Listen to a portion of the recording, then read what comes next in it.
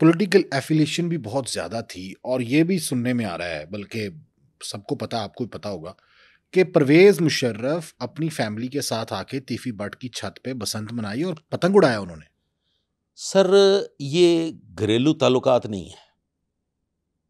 आप अगर बसंत का त्यौहार होता, जैसा कि सुनने में आया था कि लाहौर में बसंत मनाई जाएगी, बातें चल रही थी, यकीनन आपको भी, आपने शायद अपनी उम्र में बसंत उस लेवल की ना मनाई हो, तो आपको भी ये शौक होता कि आप बसंत मनाएं। तो कहाँ जाते आप? मैंने आपसे सवाल किया, जवाब जरूर दीजिएगा। किसी दोस्त की छत पे जाते हैं, और अगर वो ऊंची दोस्त जगह। और अगर वो दोस्त बसंत ना मना रहा होता, फिर हाँ, फिर तो उसने भी नहीं फिर मनाया। आप अपने बहुत से दोस्तों से ये पूछते कि कि भाई यार, आपके हल्का अहबाब में कौन है है जहाँ पे जाके हम बसंत मना सकते हैं। तो ये घरेलू ताल्लुकात नहीं है। हमने अपने ज़माने में लाहौर में, शाहजमाल, अंदरून शहर, बहुत से मकामात पे बसंत मनाई जिनमें होस्ट को हम जानते ही नहीं थे। नहीं, तीफी बट तो बहुत बड़ा होस्ट है और परवेज़ मुशर्रफ उसकी छत पे खड़े हुए सर हैं। नहीं, देखिए, और Pervez Musharraf was chief of army staff. Pervez Musharraf was a general.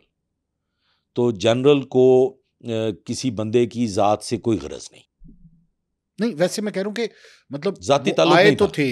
बिल्कुल बसंत मनाने आए थे। अच्छा। देखें, परवेज़ मुशर्रफ साहब जो थे, अल्लाह ताला वो उन्हें जिंदा दिल आदमी गरीक थे। रहमत करे, बड़े जिंदा दिल किस्म के हाँ। अंग्रेज टाइप सिचुएशन को एंजॉय करने वाले थे। सिचुएशन को, गाना भी गाते थे, हाँ। ढोलकी वाले के साथ बैठ के बैठ वो जाते बाकायदा, मतलब वो गीत संगीत के शौकीन थे। और उनका बसंत मनाना, मैं समझता हूँ, कोई ऐसा वाक़या नहीं है कि जो कोट किया जाए कि जी तारीफ़ गुलशन और तीफी बट के उन्होंने बसंत मनाई। तारीफ़ गुलशन, तीफी बट वगैरह के बसंत हुआ करती थी। अच्छा जी बिल्कुल, क्योंकि अंदरून में है ना जी ये अंदरून में है।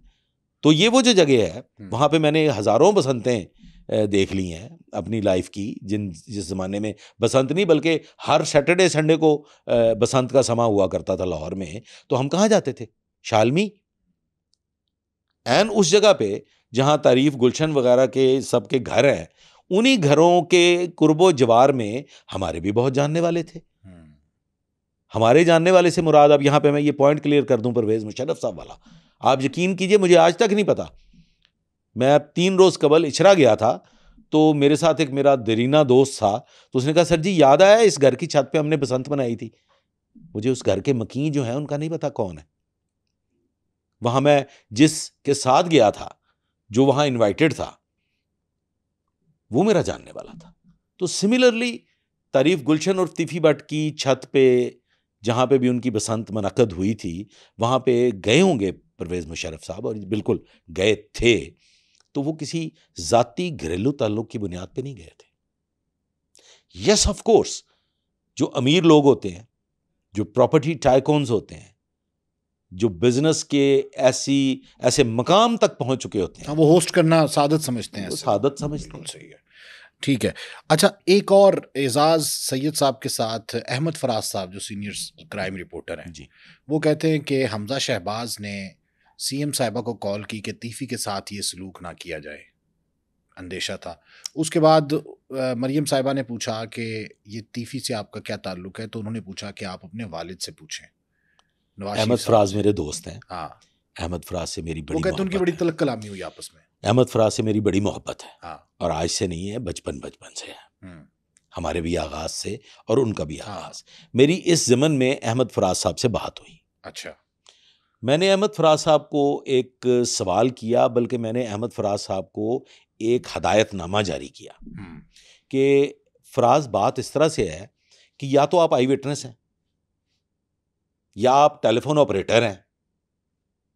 वो पुराने वक्तों में टेलीफोन ऑपरेटर होते थे ना, जो किल्ली मिला के देते थे और फिर बीच में सुन भी रहे होते थे। या आप वो हैं, या फिर वो शख्सियत कौन है जो उस वक्त वो हॉटलाइन की गुफ्तगू सुन रही थी और उसने, आपने हर्फ ब हर्फ सारी गुफ्तगू कह दी। तो मैं इस बात से इनकार करता हूं। जरिया कमजोर है इसका कि मतलब उन दोनों की आपस में बात हुई तो किसने, मतलब आप देखें ना, एक तरफ कौन है, नाम देखें ना sir, son of a prime minister, दूसरी तरफ कौन है, सिटिंग चीफ मिनिस्टर पंजाब। तो उनकी गुफ्तगू खानसामा सुन रहा था। तो फिर क्या कहते फराज साहब? फराज साहब ने कहा कि मेरे तक भी कितों पहुंची है। तो मैंने कहा फिर आपको ये अल्फाज इस्तेमाल करने चाहिए थे कि मुझे चंद ज़राए से ये बात पता चली है जो कि मैं ये समझता हूं कि इसकी तस्दीक कर ली जाए। आपको ऐसे दलील के साथ ठोक बजा के मोहर लगा के बात नहीं करनी चाहिए। अच्छा, अब जो तीफी बट वाला मामला है वो क्या आलमी अदालत इंसाफ में लेके जाएंगे, लेके जा सकते हैं? कानून इसमें क्या कहता है? क्योंकि ख्वाजा अजहर गुलशन कहते हैं कि हम लेके जाएंगे, कैसे? कि हमारे साथ ज्यादती हुई क्या है। ये कोई इंटरनेशनल केस है? क्या तारीफ गुलशन उर्फ तीफी बट जो है वो कोई इंटरनेशनल जासूस है? क्या वो किसी दीगर मुल्क के शहरी हमारे थे? ही मुल्क का बाशिंदा, पाकिस्तान के शहरी हैं, पाकिस्तान में इदारे मौजूद हैं, पाकिस्तान में वो एहतसाब के इदारे मौजूद हैं जिनमें उनको पहले जाना चाहिए और वो जाएं, उनका हक है। वो फेडरल इन्वेस्टिगेशन एजेंसी के पास जाएं जो इंक्वायरी करने की जिनके पास तो बल्कि इख्तियार अथॉरिटी है, मजाज है वो इसकी। कोर्ट्स में जाएं। मतलब ये देखें ना सर, मुझे ना इन बातों पे बड़ा एतराज़ होता है। अजहर गुलशन साहब की मेरी मोहब्बत है, मैं जेन्युइनली आपको बात कर रहा हूँ। एक वक्त था जब बालाज मर्डर हुआ तो मैंने एक वीलॉग किया था, मुझे आई डोंट रिमेंबर, गालबन सिटी 42 का। उसमें मैंने ये बात कह दी थी कि अजहर गुलशन का तो तारीफ गुलशन से ताल्लुक ही नहीं है। अजहर गुलशन की तो मुखालफत है तारीफ गुलशन के साथ। मुझे फिजिकली अजहर गुलशन साहब का फ़ोन आया था कि जनाब आपने मेरे दिल की बात कह दी, बालाज के साथ वाकई ज्यादती हुई है। अच्छा जी बिल्कुल, यस। यानी बालाज मर्डर पे ख्वाजा अजहर गुलशन जी मैं बाबागे दोहल ये बात कर रहा हूँ, गम में बराबर के शरीक थे। अजहर गुलशन ने ये कहा था कि ये गलत हो गया है, और आप तो जानते हैं कि मेरा तारीफ गुलशन और तीफी बट के साथ कोई अच्छे मरासम नहीं है, बल्कि मुझे उनकी बेशुमार बातों पे बहुत से एतराज़ात हैं। तो ये सर ये इन बातों पे मुझे एतराज़ है। फिर प्रेस कॉन्फ्रेंस किस बात की कर रहे थे ख्वाजा अजहर गुलशन? कौन सी प्रेस कॉन्फ्रेंस? उन्होंने बाकायदा वॉइस नोट भेजे मुख्तलिफ ग्रुप्स में मीडिया के। वॉइस नोट बराह रास्त मुझे भी आए हैं, कुछ मीडिया पे भेजे गए, कुछ मुझे बराह रास्त आए। मेरी टेलीफोनिक डिस्कशंस भी वो कर रहे थे प्रेस कॉन्फ्रेंस। कौन सी प्रेस कॉन्फ्रेंस जो रुक गई? सर आज के इस दौर में सोशल मीडियम का दौर है, प्रेस कॉन्फ्रेंसेस रुक सकती हैं। उन्होंने प्रेस कॉन्फ्रेंस की निस्बत बताया कि जी रास्ते में कांटे बिछाए गए, आग का दरिया था और डूब के जाना था और मैंने प्रेस कॉन्फ्रेंस करनी थी लेकिन वो मैं नहीं कर सका। तो मैं अब इस वॉइस नोट के जरिए ये प्रेस कॉन्फ्रेंस में जो मैंने बताना था वो मैं बता रहा हूं। और क्या बताया कि इंस्पेक्टर जनरल पुलिस पंजाब इसमें इन्वॉल्व है। मतलब कौन सा ऐसा वो वाकया था जो प्रेस कॉन्फ्रेंस में अजहर गुलशन बता सकते थे और उन्होंने वॉइस नोट पे तमाम मीडिया चैनल्स को, तमाम यूट्यूबर्स को और सोशल मीडिया को नहीं बताया आज तक? हाँ, पहले भी यही कह चुके हैं, वो ये मुतअद्दद बार कह चुके हैं। और जिस गमो गुस्से का वो इजहार कर रहे हैं, मैं मतलब I am sorry to say that I am unable to understand कि why he speaks like that. उनका ऐसी बात करना बनता नहीं है। यस, अगर ये बातें अजहर तारीफ गुलशन और तीफी बट के बेटे करें जो कि बराह रास्त इसके बहुत बड़े इस नुकसान के बर्दाश्त करने वालों में से हैं, तो बनता है लवाकीन बराह रास्त उनको करना बनता है। अच्छा, अब किस समत जा रहा है ये सारा मामला? अब तो चलें, तीफी तो बट तो चले गए, उसके साथ साथ अब ये दुश्मनी जो है वो किस नहज पे जाएगी या ख़त्म हो जाएगी? मैं ये समझता हूँ सर कि दोनों जानब एक एक बच्चा बड़ा ख़तरनाक है अभी भी। जी, एक तरफ मजहब शायद इतना ख़तरनाक नहीं, मजहब पढ़ा लिखा आदमी है, दोनों ही पढ़े लिखे मूव करता है वो। अमीर फतेह भी पढ़ा लिखा है, हाँ, मसाहब भी पढ़ा लिखा। तो इधर से तीफी बट का खानदान भी, तीफी बट के बच्चे भी पढ़े लिखे, हाँ, और बाहर से पढ़े सारे। दोनों जानिब एक वासु है तारीफ गुलशन और तीफी बट का बेटा है, और एक ये अमीर फतेह, दोनों बहुत गर्म खून है, जज्बाती हैं, इंतहाई जज्बाती हैं।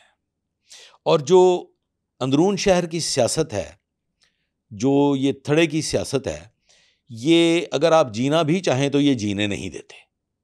और लोग कहना शुरू कर देते तुमने क्या किया की कीता जे। हाँ, आई फियर कि आग लग सकती है, और अगर ये आग लगी जो कि सरेदस्त आज के दिन तक जब हम गुफ्तगू कर रहे हैं, मुझे ऐसी कोई स्मेल किसी जानिब से महसूस नहीं हुई। करीब आना चाहते हैं, करीब आने की भी स्मेल नहीं है। इनको करीब आ जाना चाहिए। आप दोनों पढ़े लिखे घराने, अब इनको करीब आ जाना चाहिए, लेकिन फिर वही बात आ जाती है चौधराहट कि चौधराहट जो है वो आपको जीने नहीं देती। और कहते हैं कि जब दुश्मन और फिर आतिश फिशां के साथ दोस्ती, दोनों जानिब आतिश फिशां है, दोनों के दिलों में ऐसे निश्तर चुभे हुए हैं, ऐसी तकलीफ मौजूद है कि जो भुलाए नहीं भूलती। एक जानिब अपनी फूफो का खामंद जावेद भट्ट, बाप जो कि बेताज बादशाह था, अंडरवर्ल्ड का भी और तजारत का भी, और दूसरी जानिब पूरा खानदान, दादा, बाप, फूलों जैसा भाई, जो इस एम्पायर का अब आइंदा रूहे रवां था, वो इस दुनिया से चले गए। तो ये जो आग है सर, ये शायद ऐसे बुझने वाली नहीं, और अगर ये आग भड़क उठी तो फिर मुझे ये रुकती हुई नहीं दिखाई दे रही। What I see and what I fear is कि ये अगर आग भड़क उठी तो फिर ये खानदान निस्तो नाबूद हो जाए।